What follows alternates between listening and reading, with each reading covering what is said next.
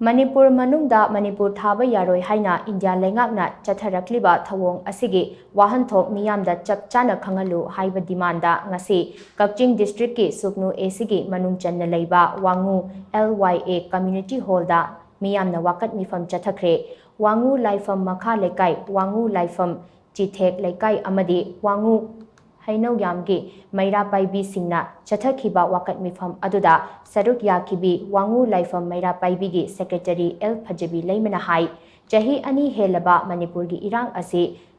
Lengakna Kaidongai Loishil Handuna Mahausagi Punsida Hanjil Halakadage Khanbada Miyam Ase Khoirang Khoishau Naduna Leidingai Cherakta India Lengakna Chatharakliba Thawong Asi Laibak Thibani Tha asigi kunda Siri Lily Festival gi pau laurunabagi damak DIPR na sinduna MSD gi bus amada paumi singna chatkhiba khongchat aduna Gwaltabi yaurakpada Indian Army na bus aduda Manipur haiba wahai asi thaba yaroi haina khanghalakhiba adu Wangu gi miyamna taraina lode India na chatharakliba divide and rule policy ase lamdam asigi miyamna kaidongnungda yabangamloi hiram asigi matangda lengakna Manipur gi miyamda asengba ama khanghandrabadi makha taba ahenba khongjang kaya changsil-lagani hainasu mahangna makha takhi khongjang aduda saruk yakhiba singna Manipur thugaiba yaroi India lengaki thawong yaningde go back central forces haiba yauna tongan ba kholau kaya su laukhi